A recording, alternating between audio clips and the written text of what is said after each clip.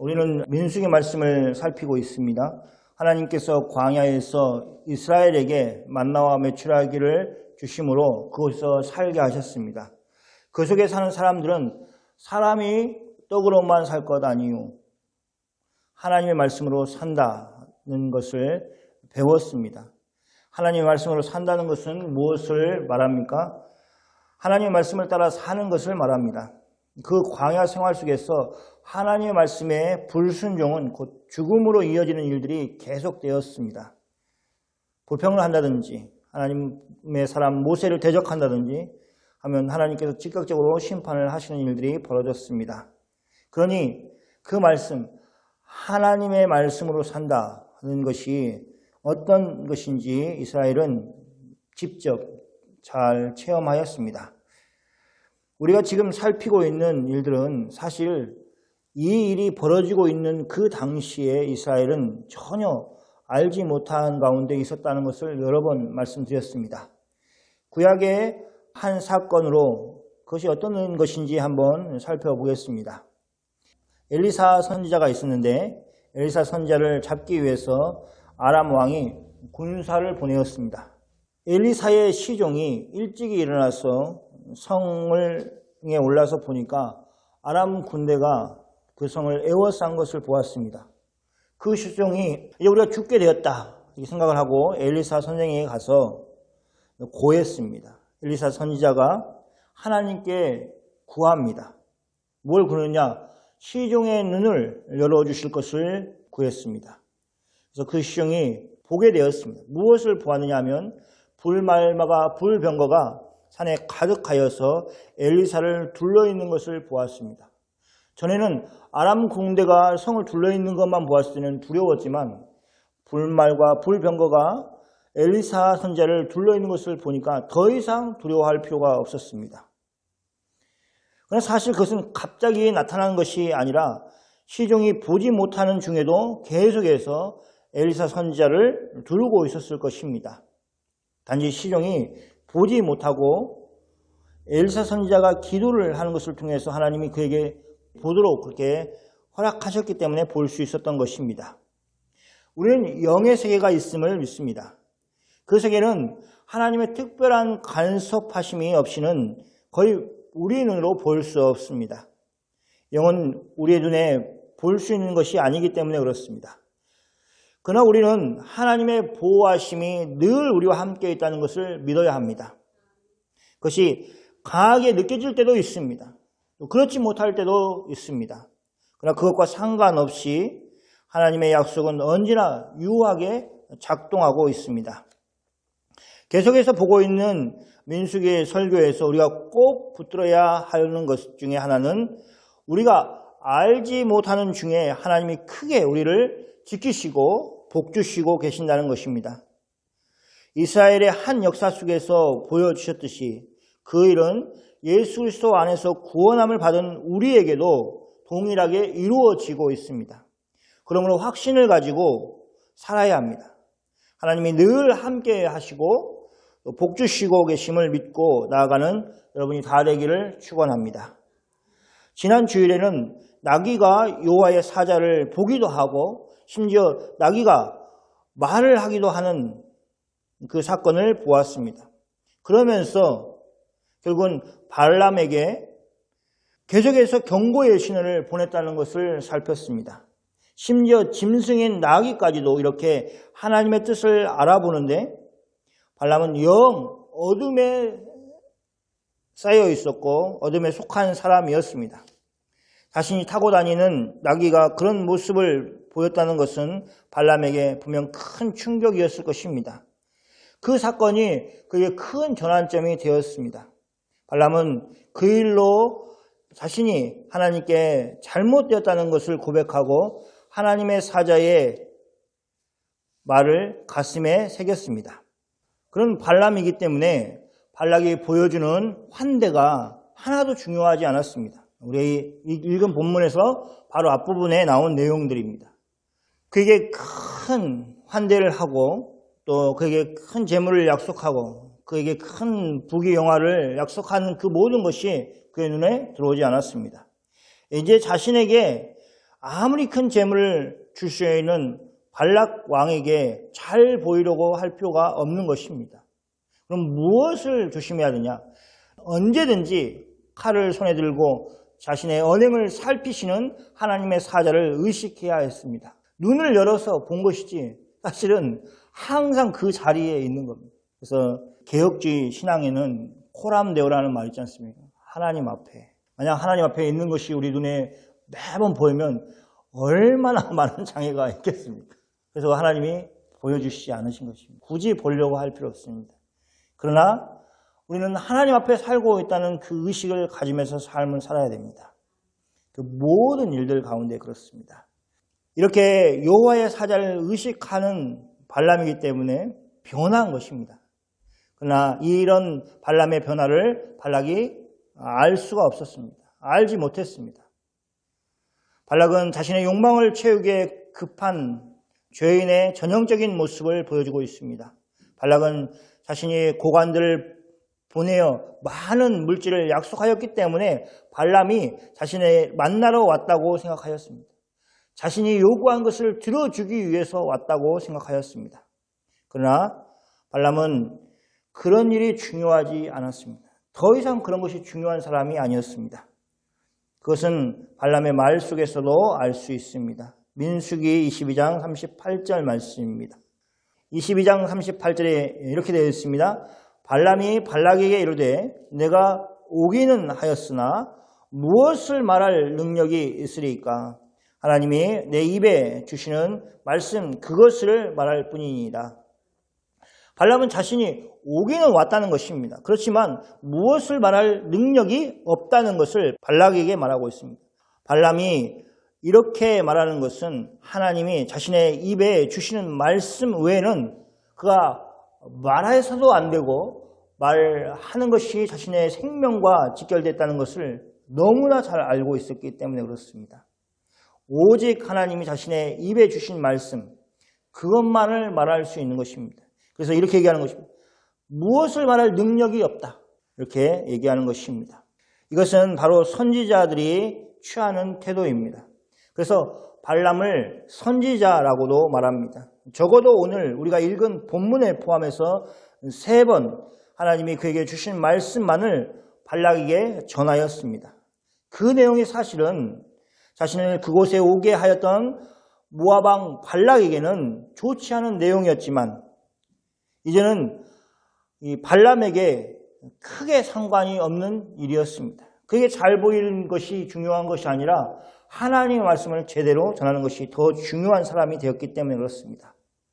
오직 하나님이 자신에게 말씀하신 것만을 전하는 것이 발람에게는 중요하였기 때문에 그렇습니다.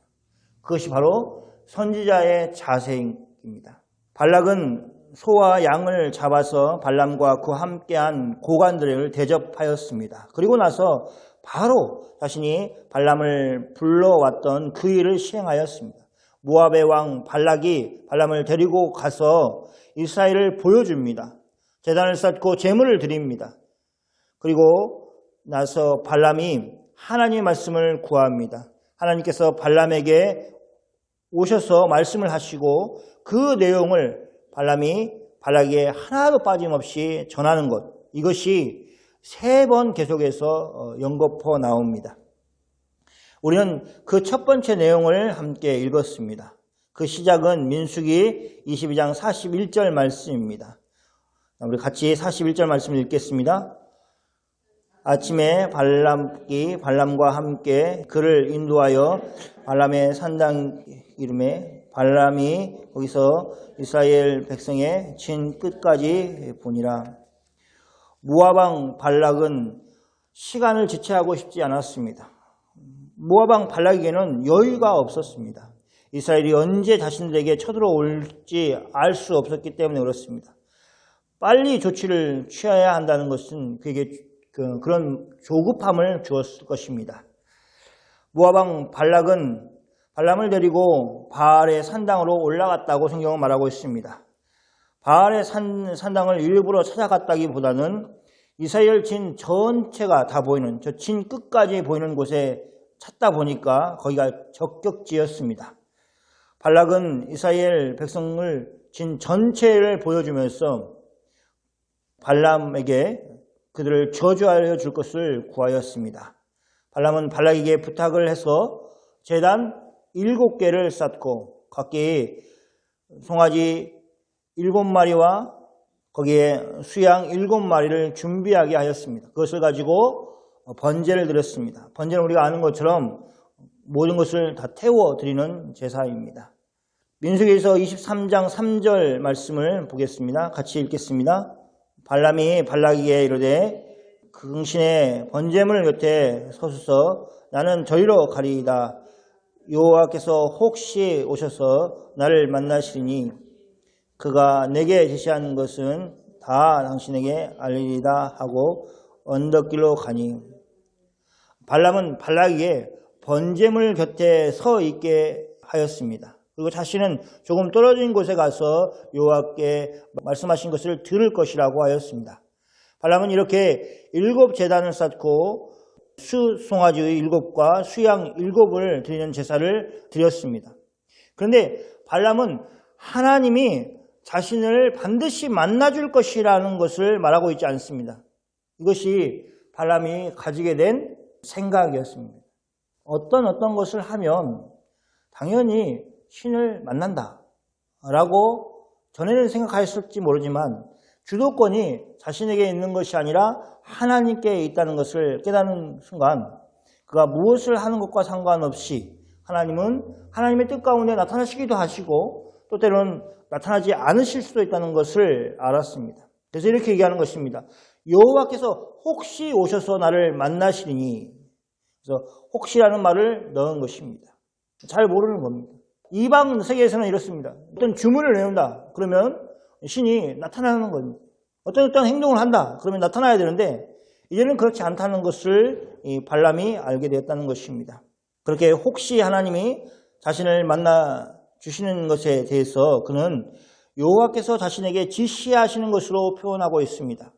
하나님과 자신의 관계를 어떻게 생각하냐면 지시하시는 하나님, 또 지시를 받는 발람, 이렇게 관계를 설정하고 있는 것입니다. 발람은 자신이 지시를 받은 것은 다 발락에게 알리겠다고 말하였습니다. 그는 번제물 옆에 서 있는 발락을 떠나 언덕길로 갔습니다. 그래서 민수기 23장 4절 말씀을 보겠습니다. 같이 읽겠습니다.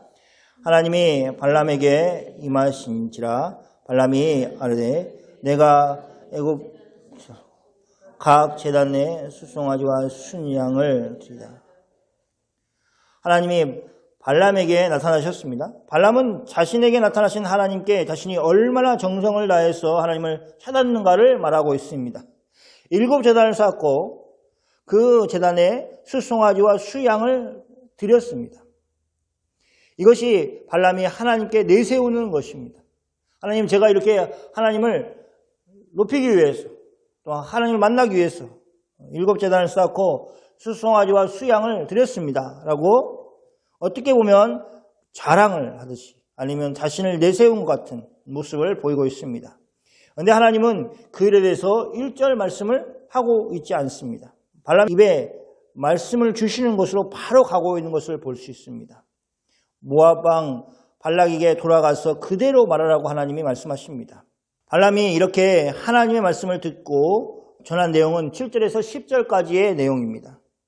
이 하나님의 말씀을 발락에게 전하기 위해서 발람이 발락에게로 돌아왔습니다. 그 자리에서 발락뿐 아니라 모압의 모든 고관들도 함께하였습니다. 모압 왕 발락과 그의 모든 고관들이 함께 있는 자리에서 하나님의 말씀을 전하였습니다. 그것이 이제 민수기 23장 7절과 8절 내용을 보면서 그 내용을 살펴보겠습니다. 7절 말씀부터 읽겠습니다. 발람이 예언을 전하여 말하되 발락이 나를 아랍에게 모압이 동쪽 산에서 데려다가 이르기를 와서 나를 위하여 야곱을 저주하라 와서 이스라엘을 꾸짖으라 하도다. 같이 하겠습니다. 8절 말씀입니다. 하나님이 저주하지 않으신 자를 내가 어찌 저주하며 여호와께서 꾸짖지 않으신 자를 내가 어찌 꾸짖으랴. 발람은 발락에게 왜 자신이 여기 왔는지, 어떻게 여기 오게 됐는지 하는 것을 다시 한번 이야기합니다. 하나님은 발락의 생각을 알고 계셨습니다. 하나님은 발락의 계획을 알고 계십니다. 발락의 계획은 무엇입니까? 발람을 이용해서 발락 자신을 위하여 야곱을 저주하려는 것입니다. 이스라엘을 꾸짖으려는 것입니다. 이스라엘을 꾸짖는다는 것은 이 신에게 호소를 해서 이스라엘을 규탄하는 것입니다. 이스라엘 이런 잘못이 있습니다. 이런 잘못을 했으니까 이런 벌을 받아야 되지 않겠습니까? 이런 저주를 받아야 되지 않겠습니까? 라고 하는 것을 이제 이스라엘을 꾸짖으려고 하였다는 것입니다. 그것이 발락의 계획이었습니다. 그런데 발람은 8절에서 이렇게 말합니다. 하나님이 저주하지 않으신 자를 자신이 저주할 수 없다고 말합니다. 하나님이 꾸짖지 않는 자를 자신이 꾸짖을 수 없다고 말합니다. 이런 내용이 쭉 이야기가 됩니다. 그래서 발람이 발락에게 전한 하나님의 말씀을 다 듣고 그 내용을 모압 왕 발락이 어떻게 받았는지는 민수기 23장 11절 말씀을 보면 알 수 있습니다. 발락이 같이 읽겠습니다. 발락이 발람에게 이르되 그대가 어찌 내게 이같이 행하느냐? 나의 원수를 저주하라고 그대를 데려왔거늘 그대가 오히려 축복하였도다. 발람의 이야기를 듣고 있었던 발락은 화가 났습니다. 발락이 하고 있는 말에 대해서 지적을 합니다. 무엇이라고 합니까? 나의 원수를 저주하라고 그대를 데려왔거늘 그대가 오히려 축복하였도다 라고 말하고 있습니다. 우리가 들어도 그런 내용으로 발람이 이야기를 하였습니다. 그 발람의 예언을 직접 들었던 발락도 그런 결론을 내렸습니다. 분명 발락은 화가 많이 났을 것입니다. 자신이 수고하여서 그것도 한 번도 아니고 두 번씩이나 간청을 하여서 모셔온 발람이 자신의 편에 서지 않고 자신의 적의 편에 서서 말을 하고 있다는 것 자체가 그렇게 화를 내게 만드는 이유였을 것입니다. 자기 혼자만 듣는 것이 아니라 자신의 부하들인 모압의 고관들도 함께 있는 자리에서 그 얘기를 듣고 있으니 자신의 계획과는 전혀 다른 이야기를 하고 있는 발람이 미웠을 것입니다. 그런데 발람은 그런 발락의 반응에 전혀 동요하지 않았습니다. 그는 당당하게 발락에게 말하였습니다. 12절 말씀입니다. 한번 같이 읽어볼까요? 발람이 대답하여 이르되 여호와께서 내 입에 주신 말씀을 내가 어찌 말하지 아니할 수 있으리까? 발람은 하나님께서 자신의 입에 주신 말씀을 말하는 것뿐이라고 분명하게 말하였습니다. 그리고 우리는 그것이 사실이라는 것을 잘 알고 있습니다. 이런 형태가 3번 있었습니다. 발락은 어찌든지 발람을 이용하여서 이스라엘을 저주하고 싶어서 여러 곳에서 이스라엘을 보게 하였습니다. 그래서 이스라엘을 저주를 좀 해달라고 그렇게 간청하였습니다. 하지만 하나님으로부터 받은 말씀은 언제나 이스라엘을 복주시는 내용으로 가득하였습니다. 하나님은 늘 한결같으십니다. 하나님은 영원하신 분이십니다. 그런 의미에서 영원하신 분이십니다. 왜냐하면 변함이 없으시기 때문에 그렇습니다. 모압 왕 발락이 발람에게 자신이 듣고 싶은 소리를 듣고 싶어서 노력하는 모습을 우리는 볼 필요가 있습니다. 우리는 이제 쉽게 이렇게 첫 번째 시도를 했고 두 번째 시도를 하고 세 번째 시도를 한다 이렇게 쉽게 얘기할 수 있지만 그 많은 사람들이 또 이 7 제단을 쌓고 또 수송아지와 수양을 드리면서 하는 그 제사가 분명 간단치는 않았을 것입니다. 그 자리에서 뚝딱 해낼 수 있는 일은 아니었을 것입니다. 그러나 그런 수고로움을 하면서도 그는 계속해서 도전하였습니다. 이스라엘을 저주해달라는 것을 끊임없이 요구하였습니다. 그러나 하나님은 발락의 요구를 발람을 통해서 단호하게 거절하셨습니다. 이것은 이미 발락이 발람에게 사람을 보내어서 그를 데려오려고 했을 때 그 첫째 날 밤에 발람에게 오셔서 하신 말씀 그대로 하나님이 쭉 일을 하고 계시는 것입니다. 무엇입니까? 그 밤에 하나님께서 발람에게 나타나셔서 발락이 보낸 사람들을 따라가지 말라고 말씀하시고, 그게 첫 번째고, 두 번째는 그들을 저주하지 말라, 즉 이스라엘을 저주하지 말라고 얘기를 하시고, 세 번째는 그 사람들은 하나님의 복을 받은 사람이라고 말씀을 하였습니다. 이 큰 원칙이 계속해서 지켜져 나가고 있는 것을 볼 수 있습니다. 발락의 노력과는 상관없이 그렇게 하나님이 일하시고 계신 것입니다. 하나님이 그 처음 하신 말씀을 계속해서 지키시고 계시고, 발람을 통하여서 하나님의 뜻이 변함이 없으심을 드러내시는 사건이 바로 오늘 읽은 성경 말씀 내용입니다.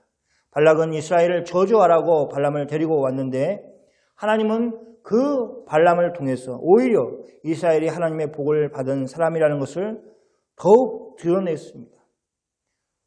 발람에게만 드러내는 것이 아니라 발락에게, 또 그리고 거기에 모여있는 모압의 고관들에게도 전해졌습니다.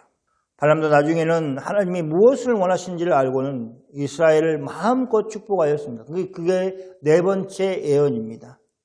하나님의 말씀을 들으면서 이제는 그런 제사가 없어도 하나님의 뜻이 무엇인지를 알고는 아주 선명하게 이스라엘의 복을 선포하고, 또 이스라엘을 저주하려고 했던 모압에 대해서는 저주를 선포하는 내용들이 담겨 있습니다. 이것이 또한 하나님의 의도이시고 계획임을 우리는 알 수 있습니다. 이제 말씀을 정리하겠습니다. 우리가 기억할 것은 하나님이 복 주시기를 작정한 이스라엘에 대해서 어떤 사악한 방법을 쓰더라도 하나님의 뜻을 변경할 수 없다는 것입니다. 발락의 간교한 계획은 헛수고가 되었습니다. 이스라엘을 복 주시는 하나님이 계신데 이스라엘을 저주할 수 있다고 생각하는 것 자체가 어리석은 생각인 것입니다.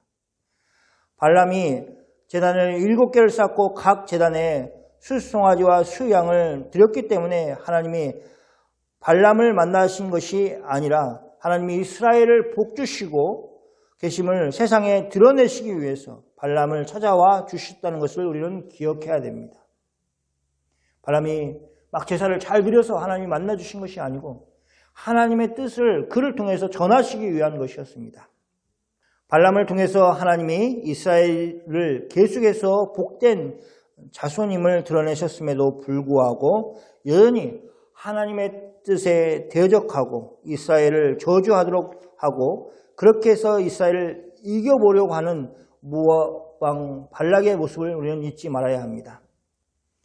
그는 사단의 종된 사람들이 포기할 줄 모르고 하나님을 대적하는 것을 아주 잘 나타내 보여주고 있기 때문에 그렇습니다. 그들은 지치지 않고 그 일을 이뤄갑니다. 지난 주일에도 얘기를 한 것처럼 그렇게 하나님을 대적하고 살도록 만드는 많은 요소들이 그들에게 있기 때문에 지칠 줄 모르고 그 일을 행하는 것입니다. 그것이 인간의 악이고 그 악함이 끝이 없습니다. 우리는 그리스도 안에서 거듭난 생명입니다. 그러므로 우리는 죄의 노예가 되어서는 안 됩니다. 그런 죄의 노예로 살아서는 안 됩니다. 죄가 여러분을 잡아 가두려고 하는 모든 시도를 간파해야 됩니다.